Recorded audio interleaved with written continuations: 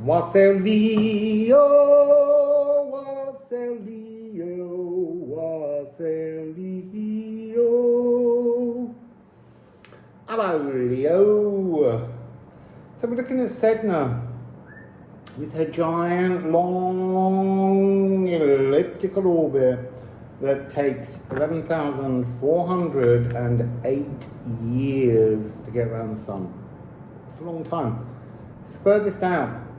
Now, it spends different periods of time in different signs, so it only spends 4 or 5 decades. It starts to lengthen once we go past Cancer, but when it was up in Scorpio, 1,559 years there. So I feel like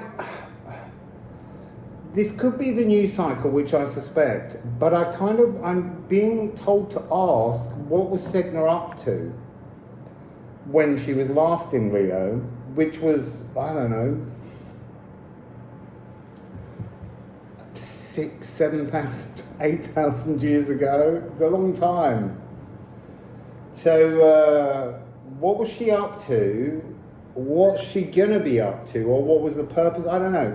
I'm looking in two halves. I'm looking for some kind of apparently. So Sedna, Leo, what were you up to all that time ago? I see, I'm hearing migration.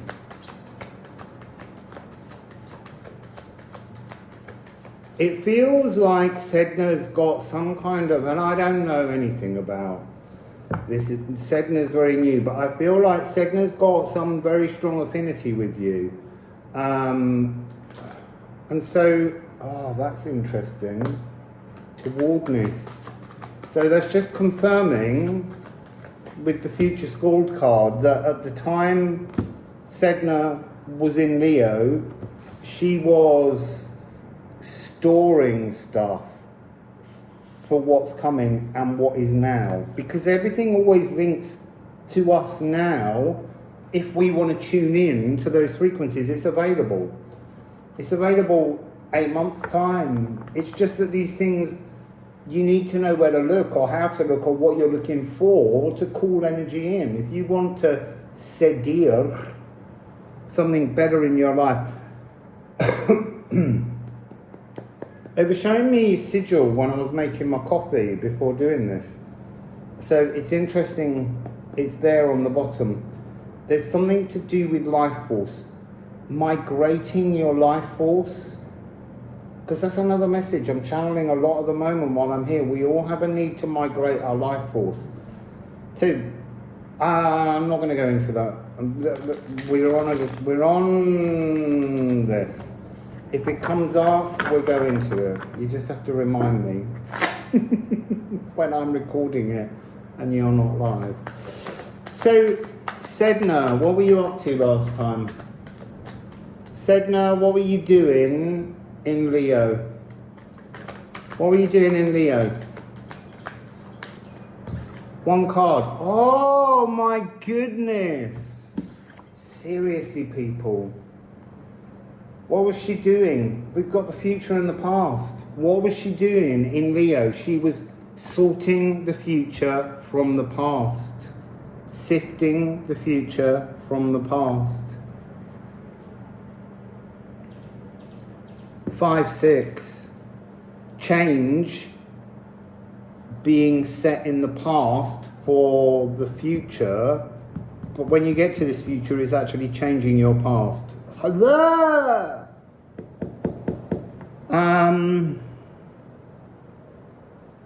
I'm being drawn to the error on this card because remember this deck doesn't have its plastic coating on because it was a test deck. And there was an accidental thing here which was type to enter text.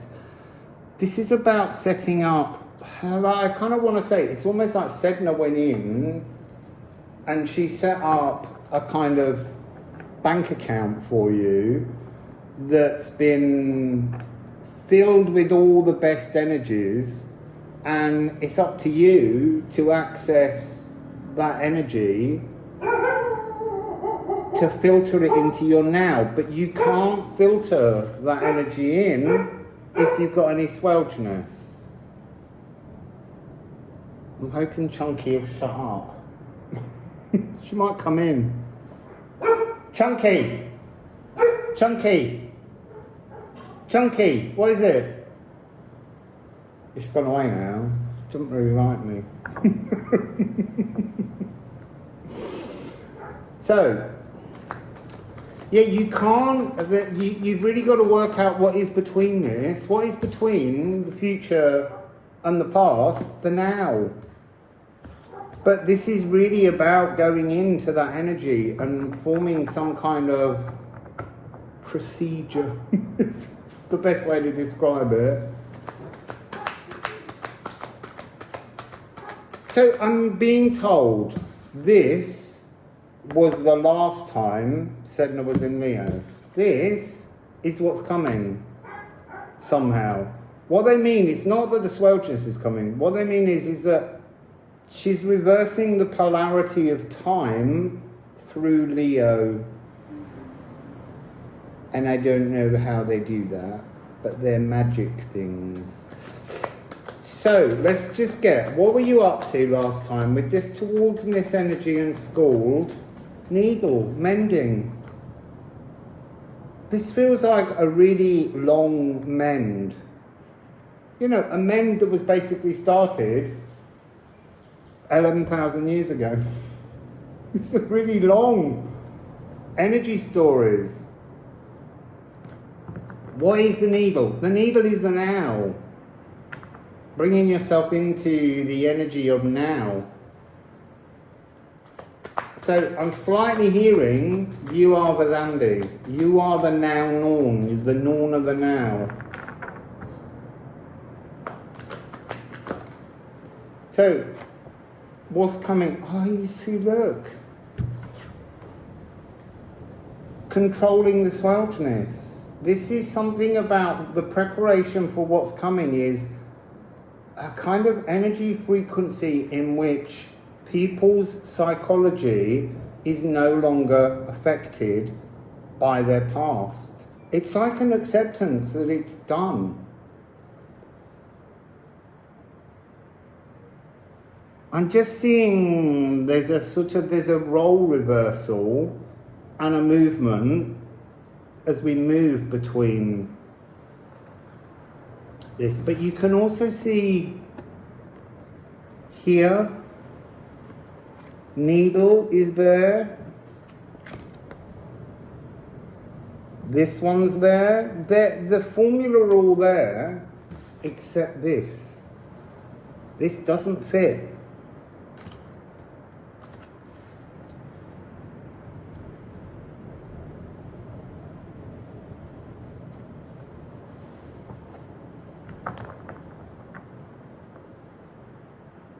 So I'm seeing energetic lines running between the cards, like the needle, stitching these two things together, and the cards being drawn together. But somehow I feel like there needs to be two cards put in the middle, which I feel is the now, but it's something about a future now that you have to connect to draw that in.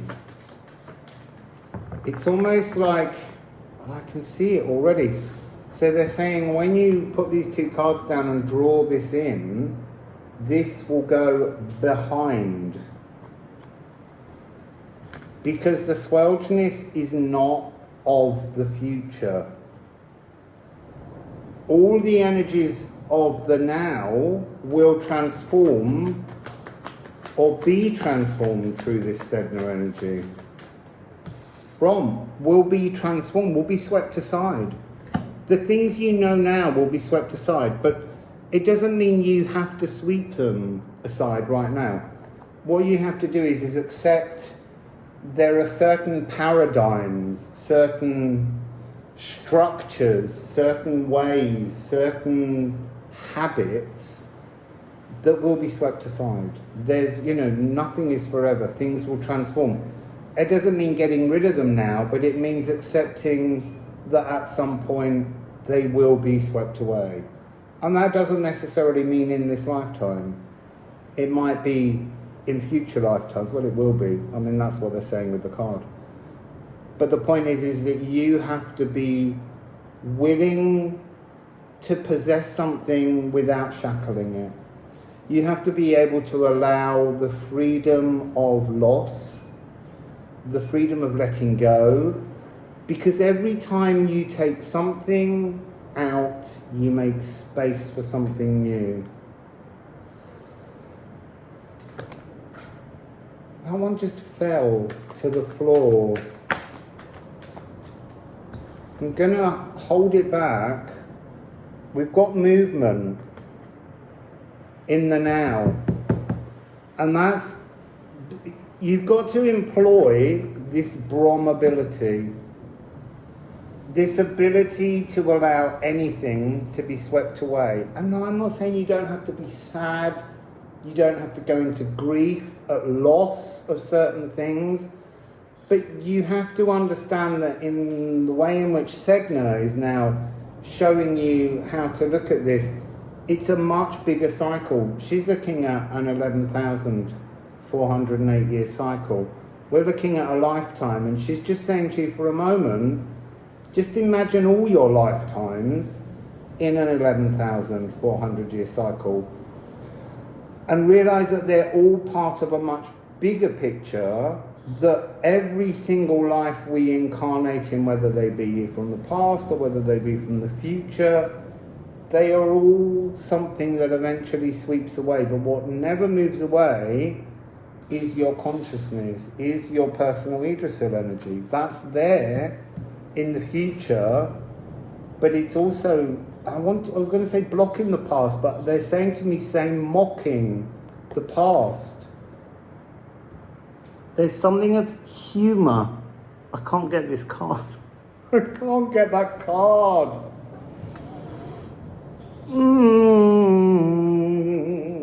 Oh, look, it's Perth. I can't get that card. That's so funny, because there's a line in the poem. My pear is so ripe, you ought to reach for it, but you cannot find me. You sense me and my scent. This is the energy. This is you. You kind of know this, Leo. You sense this energy. The pear is a very profound tree in our experience, human experience. And here it's about a cosmic surge. It's about a much longer, stronger energy. There's something here about choosing, like they're showing me letting off a flare. So consider your past, feed your future, and let off a flare in the now. So to bring that energy down here of an acceptance that whatever direction is chosen, you've allowed the energy to start from this moment, not in the swelginess of the past or a possible swelginess of the future. You're just anchoring everything in the now by opening the notion of this grand 11,000 year cycle of many existences that you have, and allowing the complete cycle to be the mending point, not just trying to mend this life. This life can kind of, as I said earlier, it's about accepting the release, but that doesn't mean you literally have to throw everything away. You just have to live with everything until it comes to its own natural Brahm moment where it can be swept aside. Don't punish yourself for not being able to downsize or slim down possessions. Just do everything in your own time scale, Leo. I'm being shown a really strong flow energy running from towardsness, Brahm and Esk. They're showing me almost like forming a boundary, and that boundary, as it creates itself, sweeps in and kind of creates a really strong flowing energy of psychic awareness. So I'm just going to ask for any advice. Oh, God, loads of advice. Instantly, Anguilla. This is striking the death knell on the past, but it's also moving on the future, and it's also being powerfully willful. But there's something in this one that's actually saying, I want to say resisting the changes. And it feels like that's not necessarily a bad thing. It's almost like knowing when the changes suit you, not someone else. I'm being given the fact that this is 4-3, Brom is 5-2, 7-7. Have we any other? So we've got the moon and we've got Hod. Now this is an interesting combination. You can see the echo of shapes. You can see the confining energy. This diagonal between these two frequencies. They're representing themselves as the past and the future, but they're not telling me which way around they are, because somehow they are the same feed over this grander cycle.